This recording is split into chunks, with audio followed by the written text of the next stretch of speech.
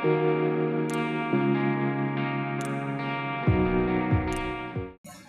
I was asked by the bishop last winter to deliver the September monthly service sermon, my first thought was, oh my, I got the call to deliver the Tenrikyo sermon. Since this would be my first sermon at mission headquarters, my mind raced from what will I talk about to am I ready for this? To will I be speaking into my laptop to create a pre-recorded video, or will it be a live audience? If you recall, 9 months ago, we had a COVID-19 surge that put a halt on most gatherings, in-person gatherings and events. My second thought was of my father, Reverend Koji Uesugi, when he was tasked to deliver a mission headquarters monthly service sermon. When it came time for him to write his sermon, I recall myself serving as an untrained and unskilled translator. My father would write his sermon in Japanese on a yellow notepad, and then he would read each line to me as I attempted to translate them into English. This process took several days to complete, with lots of back and forth between us. So remember, there was no Google Translate back then, so it took a lot longer to do this. Some of you can probably relate to having given similar tasks at some point. And by the way, I want to thank Reverend Kazaki, who is a very skilled translator, for taking the time to translate my sermon today. I also recall the seriousness with which my father prepared his sermons and the joy he radiated when he delivered them. I can still see the sparkle in his eyes and the smile on his face as he stood at the podium in the sanctuary as we are today in his service garment. The Tenrikyo faith was at the core of everything my father did throughout his life. So the opportunity to talk about our wonderful teaching in front of his faith community, longtime peers, friends, and congregation was an experience he was grateful for and cherished. And here I am today, honored with the same awesome opportunity to deliver the monthly service sermon in front of all of you, members of my faith community. What makes this experience especially meaningful is to be able to do so in front of a live audience and with my mother present. My mother is a soft-spoken and compassionate woman who dedicated her life to the faith alongside my father and extended her love to raising her children while nurturing members of our church. Mom, I appreciate you and thank you for all your efforts over the years. You truly inspired me to become the best version of myself. I'm grateful to you. Now I humbly ask all of you for your kind attention as I begin.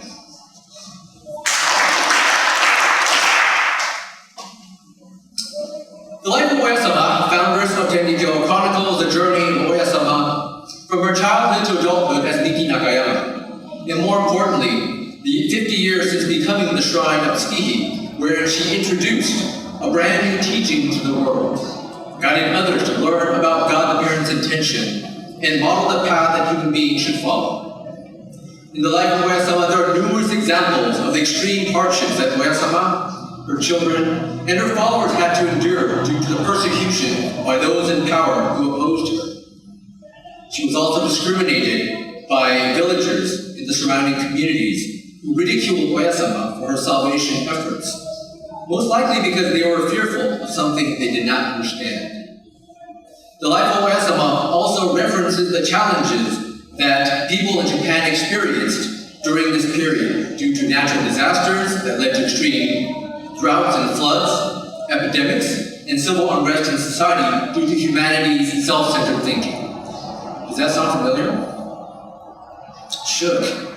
In response to the cholera epidemic in Japan that claimed the lives of over 100,000 people, God the Parent responded with the following Funizaki verses. Whatever I do to the body, it is not an illness, but the care of Tsukihi. The world is saying that it is cholera, but it is Tsukihi informing you of the regret. Part 14, verses 21 to 22. These verses emphasize God's urging for human beings who were alarmed by the cholera epidemic to reflect and understand that the illness was God the Parent hastening the cleansing of the hearts of all humankind. And here we are, 145 years later, in the midst of a global COVID-19 pandemic, that has claimed the lives of 6.5 million people worldwide and counting. That's 6.5 million grandparents, parents, sons, daughters, sisters, brothers, cousins, and friends who passed away during this period of 2.5 years. COVID-19 has also disrupted the world economies. The impact has ranged from minor inconveniences for some to severely worsening access to housing, food, and healthcare and other basic needs for others. The pandemic has also led to an alarming rise in mental health conditions for children, elderly, and every age group in between, and has contributed to the societal risks we see in our country and many other countries around the world. I have witnessed the impact of COVID-19 firsthand among the students at the community college where I work, which is located in eastern Los Angeles County. The college serves over 60,000 people, our students, from its surrounding communities, which include West Covina, La Fuente, Mona, El Monte, Walnut, and Walnut City, to name a few. In a recent survey to understand the needs of struggling students at the college, 35% said they are food insecure, 47% said they are housing insecure, and 13% said they are homeless. One of my responsibilities at the college is leading teams to provide support services for students in need, which includes those experiencing basic needs and insecurities. Therefore, when the pandemic shut down our college, as it did colleges all across the United States, my team and I had to transition from the food pantry we operated at the college to a drive-through pantry, distributing approximately 19,000 pounds of food to students twice a month. I appreciate my colleagues for dedicating themselves to work on the front lines by preparing the food bags and distributing them to the students on our college's empty parking lot for over a year, whether it was on the coldest and wettest days in winter or during the extremely hot days of summer. Students who regularly attended the food pantry arrived an hour before it opened and patiently waited in the long line of cars as they attempted to take their online classes on their smartphones or tend to their children, in many cases both. Among the hundreds of students who attended, there were quite a few students who were clearly struggling with homelessness. Their vehicles were packed with their personal belongings, and they appeared as not having showered for many days, since the showers at our college and local shelters were locked down. For these students, the groceries at our food pantry may have been their only source of food until the next pantry in the community. Another observation I made was that the students who were suffering the most from the pandemic with lack of food, housing, and access to healthcare were primarily Latinx and Black students from low-income areas around the campus. Our students were reflective of the groups of people who were suffering most heavily in urban and rural communities across the country. While COVID-19 did not create these inequities, it substantially intensified them. Father Greg Boyle, a Jesuit priest and former pastor of the Dolores Mission Catholic Church in Boyle Heights and founder of Homeboy Industries, profoundly stated, quote, "It's true enough that we were all caught in the same coronavirus storm, but soon some saw that some were weathering it in ocean liners and some in inner tubes, some even clinging barely to a piece of driftwood. We were in different sized vessels facing the same storm." His point was that communities that were struggling socially and economically prior to the pandemic were caught in COVID-19's tsunami-like wave, and to this day, these communities are struggling to keep their heads above water. As I witnessed the impact of the pandemic around the world, and particularly its devastating effect on low-income and communities of color, I found myself asking God, the parent, why is this happening? And why must so many people who are already struggling have to suffer this way? But as I turned to our scriptures, I realized that I was not asking the right questions. In the Ofendesaki, there are 42 references to illness, and in each one, God the Parent stresses that these are road signs and guidance, urging us to ponder deeply and to remove self-centered usage of our minds so that we can grow closer to God's intention for us to live joyously with one another. So instead of asking God why, I should have been asking what and how questions. For example, what is your message to us? And how do we take the guidance you've shown us to grow spiritually and help make this a more joyous world by helping those in need. As a society, even though we have incredibly advanced medical practices and technology, enormous wealth in developed countries like ours, and global food supplies to ensure no one goes hungry, we came up very short in capitalizing on a monumental moment that God the Parent provided us to stop, to look around at our fellow human beings, and to ask ourselves, what can we do for one another so that every human being could get through this pandemic safely with the resources they need to thrive. God the Parent urges in the Uesugi for us to understand that we are all equally God's children, and there is no distinction between the high mountains and the low valleys, as our souls are all the same. Yet when we use our minds self-centeredly and allow dust of arrogance, greed, and self-love to influence us to see differences rather than the similarities that bind us as brothers and sisters, we create the distinctions between the high mountains and the low valleys that God the Parent regrets. In order to create the joyous life world, we have an individual and collective responsibility to sincerely view all people in the world as children of God and work to sweep away the dust that prevents us from doing so. God the Parent reassures us in the following Uesugi verses that with God acting as the broom and sweeping the dust from our minds, the world can be transformed. If the minds of the world are spirited day after day, the growth of all crops will be spirited. Part 3, verse 143. If only the dust are cleanly swept away, then I shall work marvelous salvation. Part 3, verse 98. Then the whole world will be spirited, and joyousness will come of its own accord. Part 13, verse 25. God desires all of us to unite our minds as brothers and sisters and help one another overcome the knot of the pandemic together. And we can look to Uesugi's divine model in which she demonstrated love and compassion to every person she encountered, even towards those who treated her poorly. In the Life of Uesama, chapter 9, it describes the countless times Uesama was persecuted by the authorities, despite her old age and not having violated any laws. However, no matter how many times she was taken to prison and mistreated, Uesama regarded the authorities as, quote, her own beloved children, unquote, and responded to their antagonism with love and compassion. Developing the capacity to love all people and acting with compassion with everyone we interact with is an essential aspect of our teaching, but it is easier said than done.